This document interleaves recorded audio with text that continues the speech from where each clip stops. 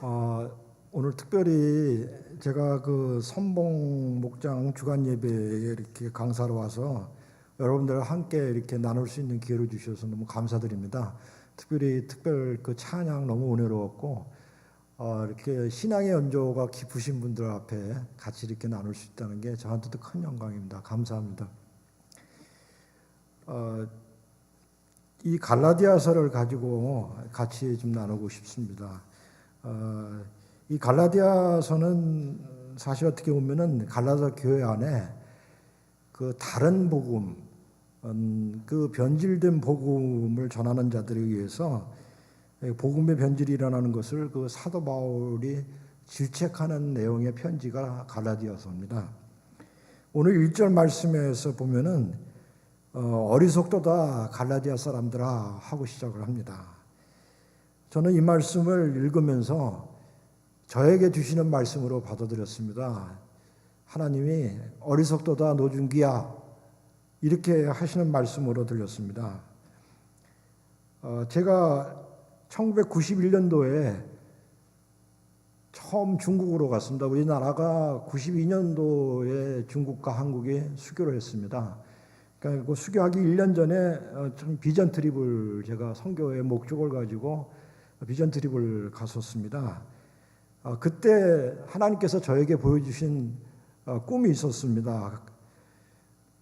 그때는 비행기가 북경으로 직접 가지를 못해서 천진공항에 내렸습니다. 천진공항에서 내려가지고 버스로 갈아타가지고 고속도로로 해가지고 북경을 갔는데 그 천진 북경 고속도로 그 큰 고속도로에 다니는 차가 우리 차 말고 달리는 차가 별로 없었을 때입니다.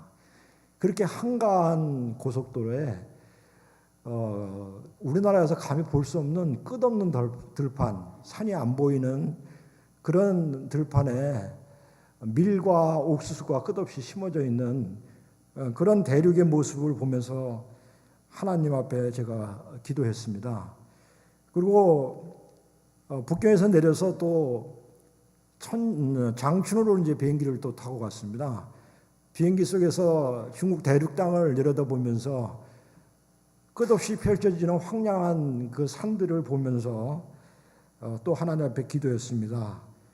또 장춘에서 내려가지고 기차를 12시간을 타고 밤기차를 타고 침대칸을 타고 영길을 내려갔습니다. 그 기차 속에서 또 하나님 앞에 기도했습니다. 기차에 내렸을 때 그때 11월 중순이었습니다. 근데 그 영길 땅에는 하얗게 눈이 내렸습니다.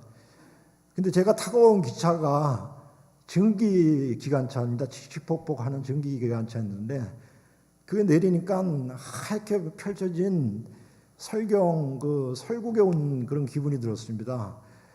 근데 그 기관차에서 뿜는 증기, 칙칙폭폭거리면서 이렇게 뿜는 증기가 마치 제가 닥터 지바고의 그 애인을 찾아러 간 지바고의 모습이 생각나는 그런 낭만적인 어떤 그런 인상을 저에게 줬습니다. 그때 또 하나님 앞에 제가 기도했습니다.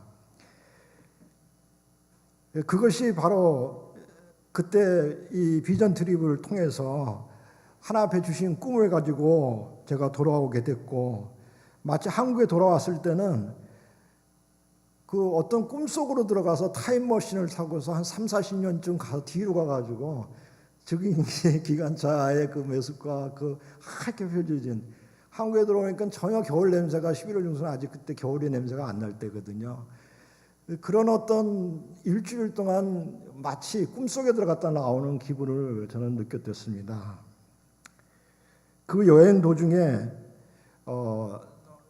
북경에서 아침에 하나님 말씀을 같이 나누면서 그 꿈의 비전을 갖게 됐습니다. 요한계시록 21장에 새하늘 새 땅의 꿈이었습니다. 저는 그 꿈을 받으면서 하나님 앞에 기도했습니다. 저는 앞으로 이제까지 제가 살아왔던 저의 육신의 꿈을 버리고 오직 하나님만 믿고 하나님이 주시는 꿈만을 안고 살아가는 새 인생을 살겠습니다. 이곳 중국은 하나님이 주시는 새하늘 새 땅입니다. 이렇게 성령으로 시작한 선교사의 삶이 어느덧 20년이 넘어가면서 제가 쌓아놓은 선교의 경험들이 저의 자랑이 되어 저를 올가매고 있고 잡고 있는 것을 깨달았습니다. 이런 저를 하나님은 너가 할 수 있는 것은 오직 기도밖에 없다는 것을 알려주시기 위해 금년도에 캐나다에 꽁꽁 묶어놓고 계십니다. 그것도 캐나다에서 가장 시골인 저 동쪽 끝에 있는 PI 섬에 저를 가둬놓고 계십니다.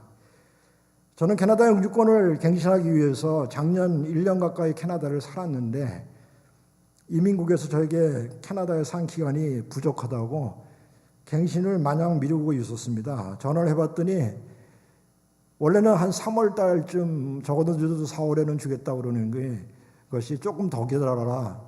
8월쯤 너 있는 거 확인하고 그때 봐서 내주든지 이렇게 하겠다. 이렇게 답을 주십니다. 그래서 덕분에 원래 아내가 기다리다가 안 돼서 아내가 먼저 4월 말에 중국에 나갔습니다. 저는 뒤따라간다고 이제 약속을 하고 갔는데 결국은 제가 못 가게 됐고 아내는 지금 저 대신 중국에 나가서 제가 해야 될 북한도 방문도 하고 북한도 가고 또 중국에 있는 저희 병원에 가서 원장한테 양해도 구하고 그렇게 일을 하고 있고 아내는 6월 7일 날 다시 돌아올 것입니다. 저는 캐나다 이민을 하면서 이 이민이 하나님이 북한 선교를 하라고 주셨다는 확신을 가졌습니다. 캐나다 시민권이 북한 선교를 위한 가장 좋은 도구임을 알았습니다. 그러던 중에 하나님 뜻 가운데 작년부터 이곳 캐나다에서 뜻있는 몇몇 분들과 함께 북한 선교를 할 수 있는 선교단체를 만들게 되었습니다. 이름은 캐나다 크리스찬 비전입니다. 이 단체를 만드는 과정 중에 중요한 역할을 하나님 뜻 가운데 이 중앙교회가 담당하게 되셨고 우리 유충신 목사님이나 구자선 장로님께서 많이 돕고 계십니다. 앞으로 이 캐나다 크리스찬 비전이 하나님이 어떻게 쓰실지 기대가 됩니다. 저는 북한 선교를 시작할 때 하나님 앞에 기도했습니다. 두 가지 소원을 하나님 앞에 내놨습니다. 하나는 제가 가지고 있는 의료라는 달란트를 쓰셔서 북한에 병원을 세워달라는 것이고 다른 하나는 제가 이제 나이가 60이 넘어가는데 새로운 사역을 시작하게 해주셨는데 그동안 제가 중국에서 20년 동안 사역을 해왔던 경험을 토대로 후대에게 물려줄 수 있는 선교단체를 할 수 있게 해달라고 하나님 앞에 기도했습니다. 하나님께서는 우여곡절 끝에 그 응답으로 CCV를 만들 수 있도록 허락하셨습니다. 저는 이 단체가 진정으로 후대에게 물려줄 수 있는 사회복지 의료선교를 할 수 있는 그런 단체가 되리라고 저는 믿습니다. 그런데 정작 이를 위해서 제가 중국에 들어가 북한 선교를 해야 될 일이 태산같이 많은데 어떻게 이렇게 저를 하나님께서 캐나다에 묶어놓고 계십니까? 원래 금년에 저는 북한에 들어가서 그 나선 지구에 외국인들을 위한 진료소를 개설하고 그렇게 하겠다고 북한 정부하고 약속을 또 해놨었습니다. 그리고 중국에 있는 저희 병원은 한국에 있는 대륙복지라는 단체하고 20년 계약을 맺어서 그동안 쭉 일을 해왔는데 내년도 4월 달이면 그 계약이 끝이 납니다. 저 개인적으로 우리 중국에 있는 병원의 원장에게 계속 남아서 일을 하고 싶다고 이렇게 제의를 했습니다. 그리고 그것을 위해서 의논도 해야 되는데 제가 들어가지 못하니까 참 굉장히 답답하고 당황되고 처음에는 굉장히 2, 3주 동안 중국에 못 가게 된다는 걸 알고 굉장히 힘들었습니다. 이런 저에게 요즘 갈라디아서 말씀을 통해서 위로하시고 새 힘을 주셨습니다. 그리고 하나님의 뜻을 새롭게 알게 되었습니다. 지금까지 저를 통해 해오신 이 모든 사역을 내려놓고 너는 주님만 바라보라는 메시지를 저에게 주셨습니다. 오늘 본문 말씀에 보면은 예수 그리스도가 십자가에 못 박힌 것이 밝히 보이지 않느냐라고 1절에서 질책하고 계십니다. 예수님은 저와 함께 저의 부족함, 저의 죄성, 저의 조급함, 저의 욕심 등을 위해 십자가에 못 박히셨습니다. 이제는 제가 승리할 수밖에 없는 완전한 구원을 이미 이루시었습니다. 말씀하여서 이것이 밝히 보여야 날마다 승리할 수 있다는 깨달음을 주셨습니다. 이 주님을 통해 하나님께 나아가는 복음의 비밀을 알려주고 계십니다. 오늘 말씀 보면은 성령으로 시작했다가 육체로 마치겠느냐고 질책을 하고 계십니다. 분명히 제가 선교를 시작할 때는 하나님의 꿈을 통해 새하늘 새 땅이라는 성령의 은혜로 시작을 했는데 지금 저의 욕심과 저의 경험으로 선교를 조급하게 하려고 하는 저를 하나님은 묶어 놓으셨습니다. 그리고 저 혼자 모든 것을 짊어지고 가려는 앞서가는 생각을 하나님은 바꿔놓으셨습니다. 너가 하는 것이 아니라 하나님 당신이 하시겠다고 하십니다. CCV를 통해서 하시겠다고 하십니다. CCV는 너 개인의 것이 아니라 하나님의 것이라는 메시지를 주시고 계십니다. 제가 중국에 못 따라가는 대신에 이 캐나다 크리스천 비전의 총무로 일을 하고 계시는 이용태 박사님이 금년 가을에 2달 동안 단기 사역자로 들어가시기로 K 승낙을 하셨습니다. 또한 저희 CCV 회장으로 계시는 김성란 장로님께서 방문할 뜻을 또 가지고 계십니다. 부족하지만 또 제 아내가 지금 저 대신 들어가서 여러 가지 일을 맡아서 하고 있고 병원 원장도 만나서 같이 식사를 나누면서 양해도 구하고 죄송하다고 인사도 드리고 이렇게 또 거기 지금 저희들과 함께 일을 하고 있는 그 우리 팀 선교사들이 4가정이 있습니다. 근데 그 4가정이 굉장히 제가 못 들어가는 바람에 영적으로 다운되고 힘들어하고 있는데 제 아내가 가서 많이 위로하고 격려하고 함께 기도하고 있습니다. 오늘 본문에서 보면은 바울 사도는 아브라함의 믿음을 예로 들어가면서 믿음으로 구원받는 것을 설명하고 있습니다. 유대인들은 아브라함의 자손이라는 자부심으로 선택받은 백성이라고 생각합니다. 특히 아브라함을 통해 유대인들에게 내려주신 하나님의 율법을 가진 자라고 하는 교만함이 가득한 백성입니다. 이 율법은 완벽하게 행하지 않으면 구원받을 수 없습니다. 이 율법은 우리가 죄인이라는 것을 알게 해주는 모학선생이라고 사도 바울은 이야기하고 있습니다. 즉 내 육체의 율법의 행위로 이룰 수 있는 것은 아무것도 없습니다.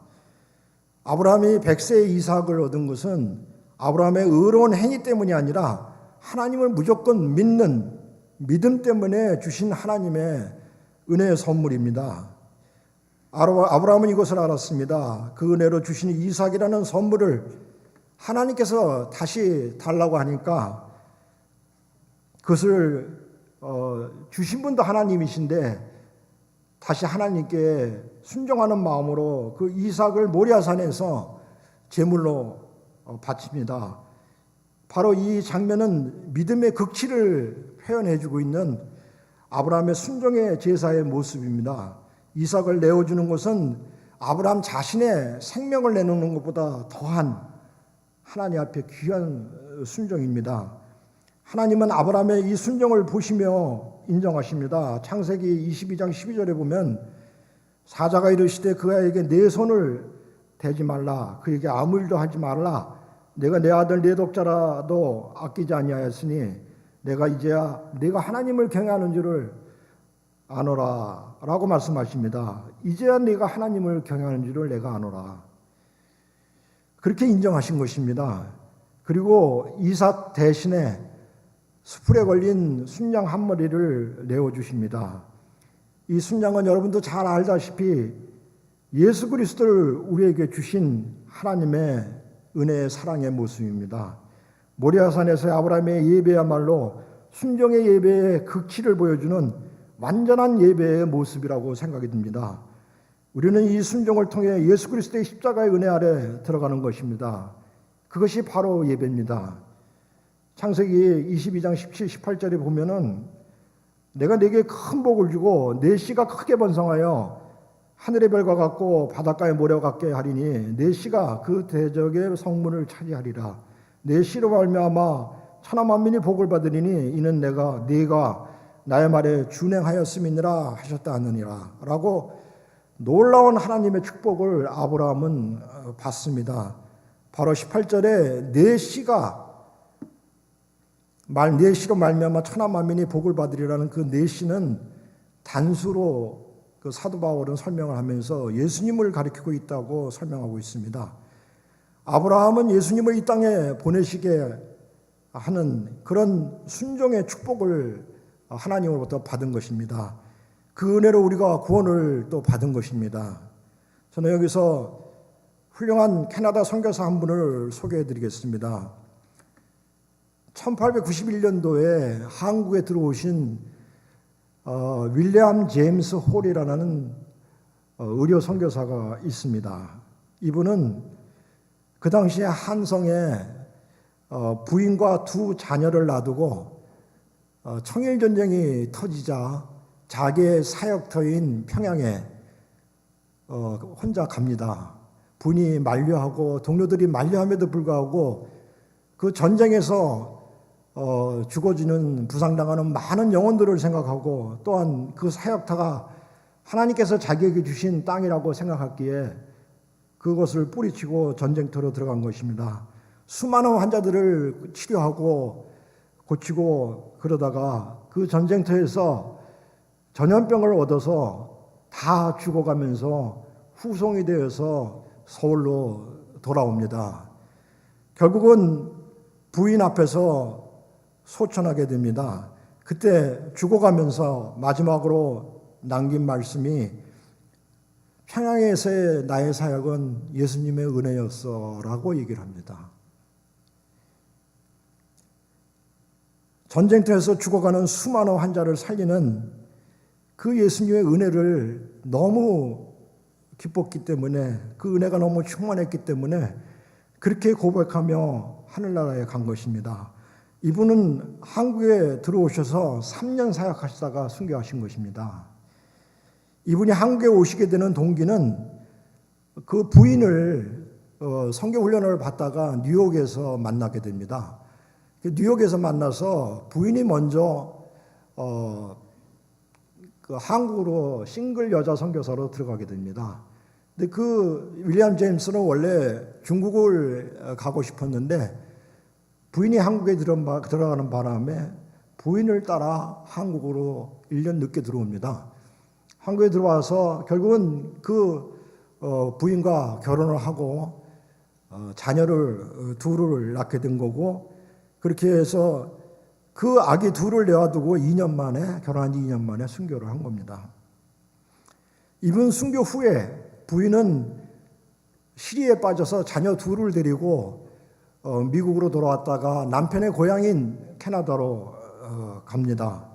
그리고 남편 고향 캐나다 여행 중에 하나님으로부터 다시 소명을 받아 한국으로 두 아이를 데리고 되돌아오게 됩니다. 들어오자마자 작은 딸이 이질에 걸려서 죽게 됩니다. 그 딸을 아버지 곁에 양아지 묘지에 묻어놓고 아들을 데리고 사역을 하는데 그 부인 자네트 홀이 큰 의료 선교 한국 역사에 큰 족적을 남기는 선교사가 됩니다. 오늘날 고려의대 전신인 경성여자의과대학 전문대학 그 병원을 만들었고 동대문에 이화여의전 병원을 또 세웠고 인천에 인천기도병원을 세웠고 뿐만 아니라 한국에 최초로 맹인 선교를 위해서 점자를 또 발명을 했습니다. 수많은 병원과 수많은 사역을 하고 또 뿐만 아니라 한국의 최초의 여자 의사를 키워냅니다. 그 의사를 미국에 공부를 시켜서 한국에 데려왔는데 그 박에스더라는 그 여의사가 결핵으로 죽게 됩니다. 그 폐결핵으로 죽게 되는데 이때 그 한국에서 최초로 서양 사람으로 태어난 아들 셔우드 홀이 그 바게스터의 애통한 그 죽음을 보면서 자극을 받아서 미국으로 돌아가 의과대학에 들어가게 되고 하나님으로부터 소명을 받아 선교사로 한국에 되돌아오게 됩니다. 그때 부인도 또 의사입니다. 부인과 함께 선교에 헌신해서 돌아와서 해주에 한국 최초의 결핵병원을 세우게 됩니다. 그리고 그 셔우드 홀, 아들 셔우드 홀은 한국에 크리스마스 시를 처음 만든 분입니다.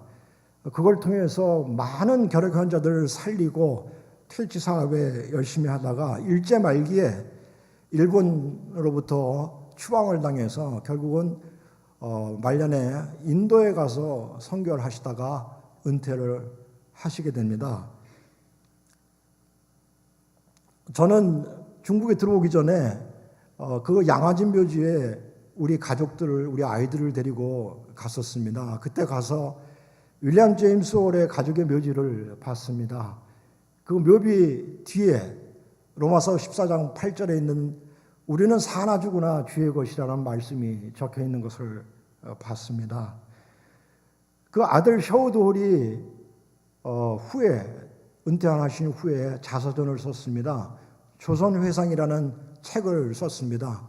제가 중국 선교로 헌신하게 되는 과정에서 그 책을 읽고서 제가 하나님의 부르심을 확신했고 은혜를 받아서 선교사로 들어오게 된 것입니다. 그 셔우드 홀과 부인 마리안 홀은 후에 캐나다에서 소천하신 후에 부모와 누이가 묻혀 있는 양화진 묘지로 와서 묻히게 되십니다.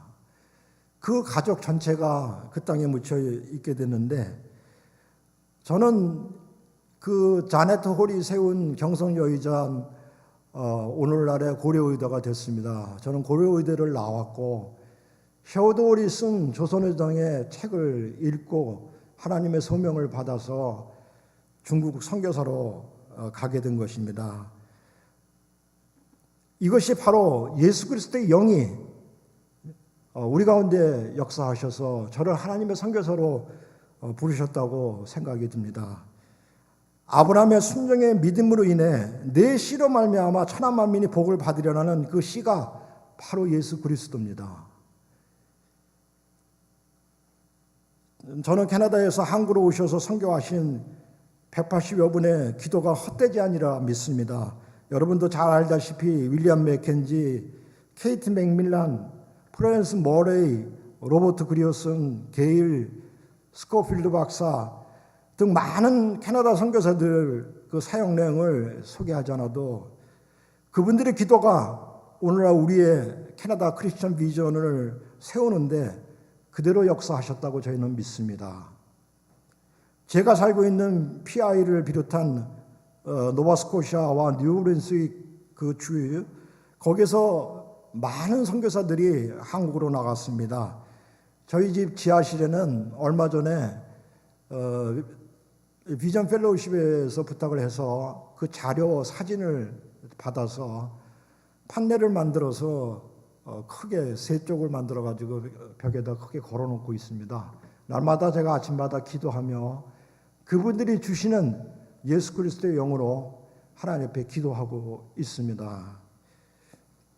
이 판넬을 만들 때 제가 다니고 있는 서양 캐네디언 교회 집사님들이 판넬을 자기네들이 봉사해서 만들어 주겠다고 그래서 뭐 다 판넬 제작해 주고 와서 달아주고 그렇습니다. 근데 마침 저희 집에 그 영어로 쓰여져 있는 조선회상 책이 있었습니다. 그래서 그 책을 그분들께 빌려주고 한번 읽어보라고 그랬더니 읽고 나서 굉장히 은혜가 된다고 그런 말씀을 들었을 때 너무 감사했습니다.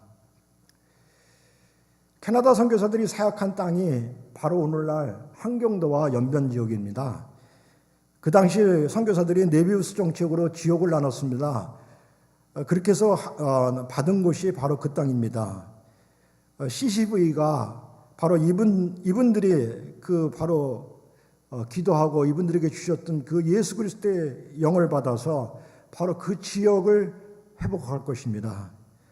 저는 함흥에 케이트 맥밀런과 프로런스 머레이가 일을 했던 재해병원이라는 병원을 회복하고 싶습니다. 케이트 맥밀런 그 재해병원에서 함흥의 그 재해병원의 초대 원장이었습니다. 20년을 사역하다가 전염병에 얻어서 순교를 했습니다. 그분의 장례식 때 함흥 시내에 있는 많은 사람들이 그분의 장례에 애통하면서 장례를 따라가는 사진이 저희 집에 걸려 있습니다. 저는 그 사진을 보면서 그들의 마음을 얼마나 울렸길래 저만한 함흥 시민들이 그 선교사의 죽음을 이렇게 애통했을까 하는 생각을 갖습니다. 프로런스 머레이는 케이트 맥밀런에 이어서 2대 원장으로 20년을 사역하다가 일제 말기에 일본 정부로부터 쫓겨났고, 그러고 나서 남북이 갈리고 한국전쟁으로 해서 남북이 갈려서 결국 못 들어갑니다.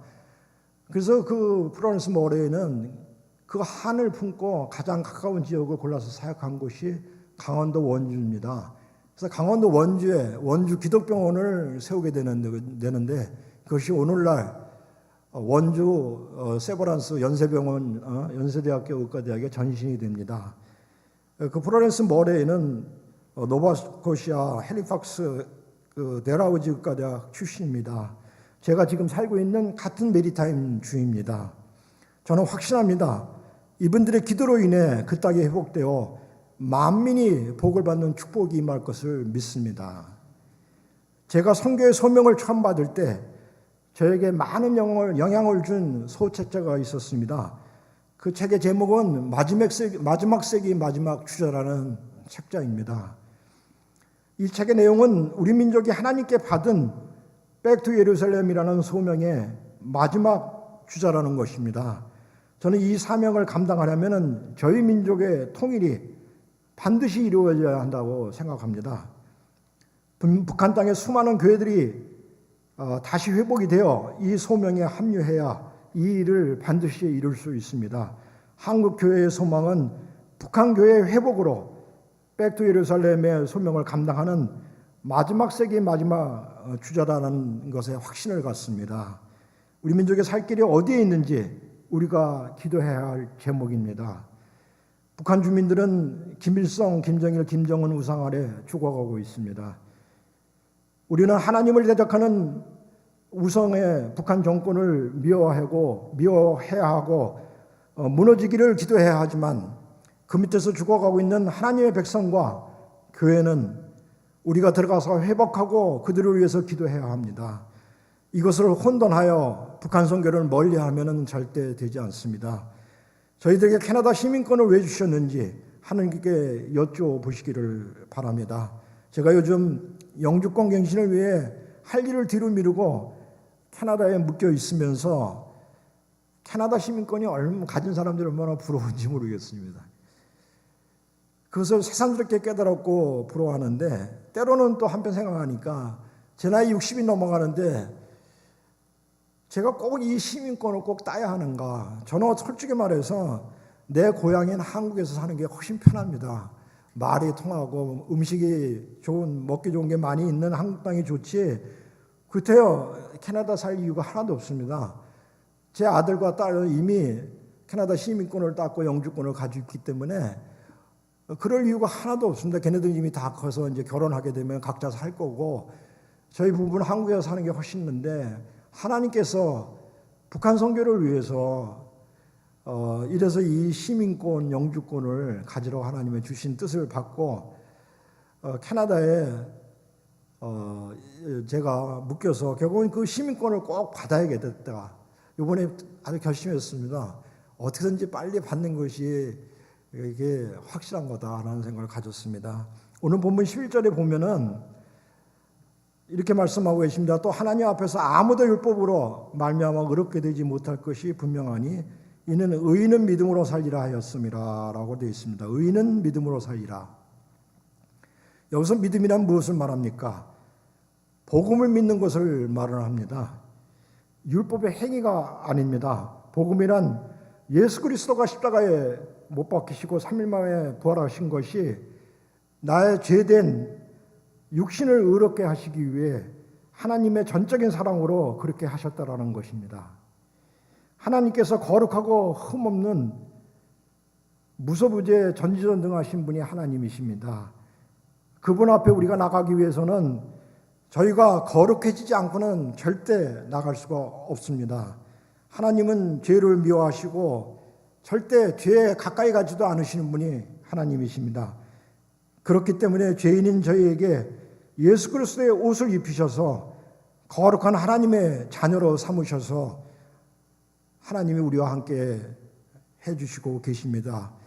갈라디아서 2장 20절에 보면은 내가 그리스도와 함께 십자가에 못 박혔느니 그러니 이제는 내가 사는 것이 아니요 오직 내 안에 그리스도께서 사시는 것이라. 이제 내가 육체 가운데 사는 것은 나를 사랑하사 나를 위하여 자기 자신을 버리신 하나님의 아들을 믿는 믿음 안에서 사는 것이라. 내가 그리스도와 함께 못 박혔나니라고 말씀하고 계십니다. 저희들은 그 예수님만, 여기 말씀 보면 예수님만 십자가에 못 박힌 것이 아니라 우리도 함께 못 박혔다라고 얘기를 하고 있습니다. 우리는 지금 혹시 예수님만 십자가에 못 박아놓고 멀리서 그 예수님을 바라보고만 있지 않으신지요? 이제는 내가 사는 것이 아니요 내 안에 그리스도께서 사신다라고 하십니다. 내가 산다는 것은 오늘 본문에 율법 행위로 사는 것을 말합니다. 내 노력으로 내 힘으로 의로워지려고 하는 그것입니다. 그것은 늘 실패하고 불가능한 것이 바로 율법으로 내가 사는 것입니다. 내 안에 있는 그리스도가 살아야 한다라고 말씀하십니다. 이것은 나를 위해 십자가에 죽으신 하나님의 아들을 믿는 믿음으로만 가능합니다. 그리스도가 살아야 실패하지 않고 성공합니다. 내가 살면 날마다 실패합니다. 이것은 믿음으로만 가능합니다. 나의 욕심, 나의 약함, 나의 모든 잘못을 위해 십자가에 못 박히신 예수님을 믿는 믿음으로 가능합니다.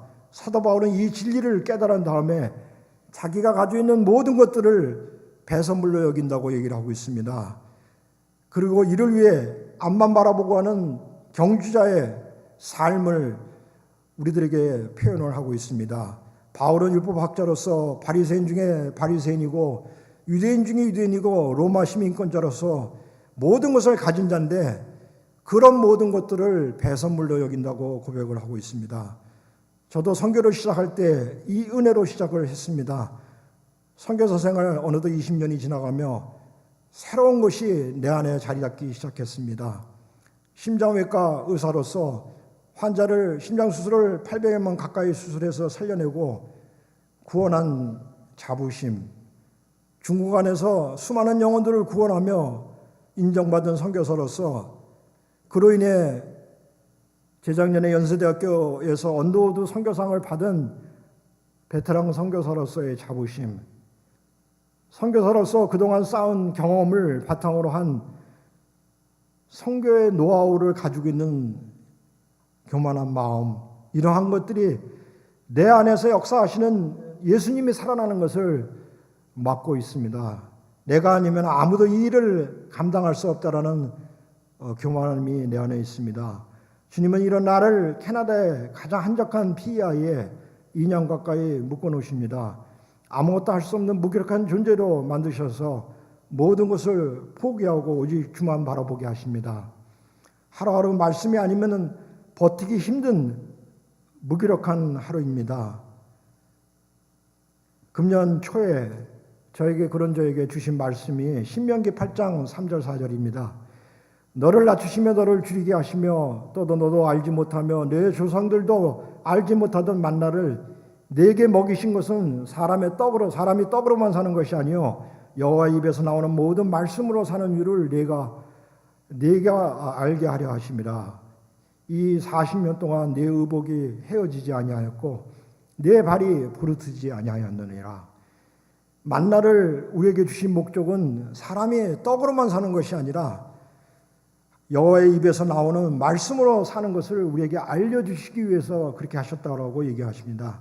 날마다 우리는 이 말씀을 먹지 않으면은 못 견디게 만드십니다. 이 말씀을 통해서 예수 그리스도의 십자가를 찾아 나를 못 박지 않으면은 살 수 없는 존재로 만드십니다. 이 십자가가 바로 나의 힘이고 나의 능력입니다. 이 은혜 안에 있지 아니하면 나라는 존재가 저를 다시 뒤집어 놓아 욕망의 늪에서 헤매이는 탓탓한 존재가 됩니다. 날마다 못 박아야 합니다. 그리고 내 안에 나와 함께 못 박히신 그리스도가 살아나야 합니다. 갈라디아서 마지막 6장에서 보면 바울은 내가 자랑할 것은 오직 십자가밖에 없다고 했습니다. 6장 14절에 보면은 그러나 내게는 우리 주 예수 그리스도의 십자가 외에 결코 자랑할 것이 없으니 그리스도로 말미암아 세상이 나를 대하여 십자가에 못 박히고 내가 또한 세상에 대하여 그러하니라. 또 17절에 보면은 이후로는 누구든지 나를 괴롭게 하지 말라. 내가 내 몸에 예수의 흔적을 지니고 있노라. 라고 고백합니다. 예수의 흔적이 무엇입니까? 환자의 구원을 위해 하루에 6, 8명씩 심장수술을 하던 그런 저의 열중이 있었습니다. 그것 때문에 저는 지금 이 엉덩이 관절, 왼쪽 엉덩이 관절하고 허리가 불편해서 그냥 방바닥에 앉지를 못합니다. 의자에 앉아야 편하지. 또 오래 서 있으면 왼쪽 다리가 저리고 허리가 아프고 그런 일이 지금 있습니다. 또한 심장수술하는 환자들을 방문하고 그들에게 예수 그리스도를 영접시키기 위해서 3박 4일 동안 기차를 타고 길림성, 흑룡강성 곳곳을 누비며 밤낮으로 기차 타니며 그들에게 복음을 전했던 그런 열정이 또 저에게 있습니다. 또 병원에서 죽어가는 환자를 위해서 그 환자에게 예수 그리스도를 영접시키기 위해 중국 공산당의 눈을 피해서 그들을 위해서 기도하고 영접시키던 그런 열정이 있습니다. 또한 1996년도에 북한 탈북자를 잡아들이는 특수 요원을 잘못 속아서 그녀를 탈북자로 알아가지고 중국 내륙 외딴 곳에 숨겨주고 또한 그녀가 아기를 배서 아기를 낳게 될 때 그 아기를 분만시키게 해주고 또 낳은 아기를 키울 수가 없을 때 저희 집에 데려다가 몇 달씩 키워주고 결국은 그 아이를 나중에 미국에 입양을 시키게 됩니다. 얼마 전에 그 아이를 만났습니다. 미국의 좋은 크리스찬 가정에 입양이 돼서 자기의 부모의 뿌리를 찾아서 중국 땅에 양부모와 함께 비전 트립을 왔습니다. 트립을 했는데 지금 나이가 15 그렇게 넘어가는데 그 아이가를 만나게 됩니다. 너무 하나님께 감사했습니다. 그 엄마는 나중에 그 북한 특수요원이라는 걸 제가 알게 되고 멀리하게 됐고 엄마는 그 아이를 버려두고 북으로 도망갑니다. 하나님께서 그 어려운 고난을 통해서 그 어린 영혼을 이 땅에 태어나게 하시고 그 영혼이 미국까지 가서 좋은 가정에서 크리스찬으로서 커나가서 제가 그 아이에게 이런 얘기를 했습니다. 너가 앞으로 북한에 너는 얼마든지 갈 수 있다. 네가 원한다면 내가 네 엄마 사는 그곳에 데려다 줄 수도 있다. 그 주소를 제가 알고 있고 그 편지, 그 사진, 그 모든 것을 그 아이에게 보내줬습니다. 아직 그 아이는 나이가 어리기 때문에 저의 말을 받아들일 수 없지만 언젠가는 그 아이가 하나님께 크게 쓰임받을 거라고 저는 믿습니다. 이런 흔적을 저에게 이 많은 흔적들을 저에게 주신 바로 이것이 내가 자랑할 십자가라는 것입니다. 이 십자가가 나의 유일한 무기이고 북한 선교를 위해서 쓸 수 있는 유일한 방법입니다. 십자가를 향한 우리의 믿음만이 우리가 영적인 승리로 영원한 하나님 나라에 들어갈 수 있는 유일한 길입니다. 히브리서 11장 1절에 보면 믿음은 바라는 것들이 실상이요 보지 않는 것들의 증거라고 얘기합니다. 이 믿음으로만 우리는 이 믿음으로 북한을 포기하지 말아야 됩니다. 우리 민족의 소망은 바로 여기에 있습니다. 여러분, 우리 민족의 통일을 진정으로 바라십니까? 여러분은 북한 땅에 아름다운 교회들이 다시 세워지고 그 교회에 수많은 북한 동포들이 하나님을 찬양하시는 것이 보이지 않습니까? 이것은 믿음으로만 이루어질 수가 있습니다. 오늘 1절 말씀에서 어리석도다 갈라디아 사람들아, 예수 그리스도께서 십자가에 못 박힌 것이 밝히 보이지 않느냐 말씀하고 계십니다. 우리는 그것을 봐야 합니다. 그것이 보여야 합니다. 그것이 우리 민족을 살리는 소망이 거기에 있기 때문입니다. 어리석은 변질된 복음으로 그런 것들을 포기하고 내 욕심과 내 육신의 욕망으로 그것을 가리려고 그러지 마시고 오직 믿음으로 승리해서 우리 민족이 통일되고 그 교회가 회복될 수 있는 날을 바라보기를 바랍니다. 이미 예수님께서는 십자가상에서 이 모든 것을 완전하게 이루셨습니다. 믿기만 하면 이루어진다. 이 역사는 이미 그 땅에 피 흘려 순교한 많은 선교사분들의 사역과 기도가 있습니다. 지금도 그분들은 하늘나라에 소천하셔서 우리를 위해서 기도하고 계십니다.